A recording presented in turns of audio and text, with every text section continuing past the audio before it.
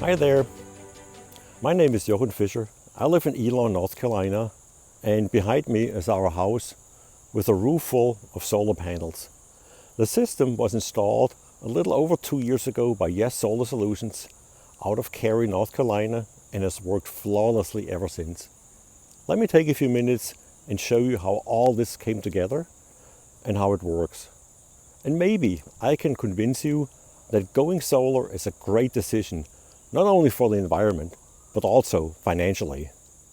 We decided to go with Yes Solar Solutions after meeting them 3 years ago and never looked back. They came for a site survey and we planned the whole system together, going through a few design iterations that I had requested. The final design had 22 panels for a total of 7 kilowatts of peak power. The whole planning process was a breeze for me as a customer. Yes Solar explained everything on the technical side, and they took care of the provisioning paperwork and permits needed by Duke Energy, as well as the permitting required by the state. The installation took about 4 days in total. The crew arrived on the first day with all the tools and racking hardware to mount the panels onto the roof. It was very exciting when the truck with the panels arrived. The panels are quite large, but actually don't weigh a whole lot, yet they are sturdy enough to withstand hail and loads of snow. Panel after panel got installed until the whole roof was covered. The last step was to wire up the whole thing. Conduits for the wires are needed because they run at a fairly high voltage. Finally, the system was connected to the main panel in the house and to the grid via the Duke Energy meter. And here is a finished installation. Looks great, nice job. The system comes, of course, with an app, so we have 2 full years of data. The Solar Edge monitor captures the data continuously. How much comes from the panels, how much power is used at the house, and how much power goes into the grid or comes from the grid. This chart is from a sunny day in early September. In green, we see the energy production coming from the PV panels, which was over 36 kilowatt hours on that day. The energy consumption at the house is shown in red and blue and added up to 15 kilowatt hours. While the sun is shining, the energy from the panels is directly used at the house, indicated in blue. Here is another sunny day where we charged our electric car using 8 kilowatts of AC power. A total of 29 kilowatt hours of energy was put into the car's battery, which is good for about 120 miles of driving, powered entirely by sunshine.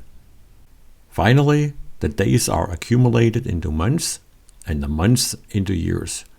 Our system went live in July of 2019, and now we have 2 full years of data for a review.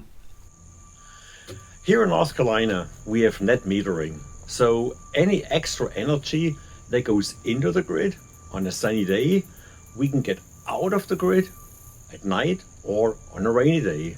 So the grid essentially acts like a gigantic battery at no extra cost to us. So how much energy does the system actually produce? And how good were the projections we got from Yes Solar Solutions before the installation? In summary, is going solar worth it? For the environment, certainly yes. And spoiler alert, we think money-wise it's a no-brainer. Let me show you why. Yes Solar predicted an annual production of over 8,600 kilowatt hours and estimated that this would cover about 72% of our electricity needs. The actual annual production turned out to be almost 9,500 kilowatt hours, and that covers 82% of our energy consumption for our house and the electric car. In this graph, you can see how Yes Solar estimated the production over the course of a year, shown in dotted blue, and how much the PV panels actually generated. Here is how the system is expected to perform over the years to come. I think the numbers are a bit optimistic, but who am I to predict the future? The model uses a 3% price hike going forward, hence the increasing savings. The system will have paid for itself after about 8 years.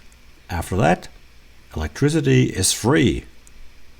In the first year, Yes Solar estimated savings of $932. My spreadsheet gave me an actual value of $908, which is pretty much dead on. Estimating the savings is tricky, since Duke Energy resets the net metering account in June, which means we lost about $50 worth of accumulated energy. And each month we still have to pay a connection fee and taxes worth about $16, which on the other hand is fine since we're using the grid as an otherwise free battery. I went back in time and added 5 years worth of Duke Energy bills to this graph. As you can see, the monthly payments dropped significantly after the solar panels were installed. Let's take a look at the price tag for the installation and the big ticket financial benefits that came with it. First, the sticker price. We paid a total of $20,000 for the turnkey system. That included everything from the provisioning with Duke Energy, pulling the permits, the hardware, the installation, and the inspections. Uncle Sam chipped in 30% of the cost back in 2019, which amounted to $6,000. The federal tax credit for 2021 and 2022 is pegged at 26%, which is still great. We were lucky to get a $6,000 incentive from our utility, Duke Power. Currently, the allocated monies for those incentives are handed out, if I'm correct, twice a year through a lottery. I think it would make more sense to split the pot evenly between all applicants, but I'm not getting into politics here. Next, Zillow has a massive database of real estate transactions with and without solar. In running the numbers, they found that homes with solar panels sell on average for 4.1% more. In our case, that's at least $10,000 of value that we added to our house. With those numbers, we didn't have to think twice to go solar. Finally, let's look at our energy cash flow for 2020. Our need for electricity totaled up to be a little more than $1,300. $1,030 were spent on the house. That includes, besides air conditioning in the summer, also the heating with high efficiency heat pumps in the winter. We don't burn any fossil fuels at the house. Everything is electric. Charging the Tesla in our garage, it cost us about $300 over the year. That's good for about 10,000 miles of driving. Out of the $1,330 we paid exactly $430 to Duke Energy. About half of that are connection and other fees. The other half is for actual electricity needed between December and February to heat the house during the cold and dark months of the year. As said earlier, savings from our solar panels are worth a little more than $900 for a whole year.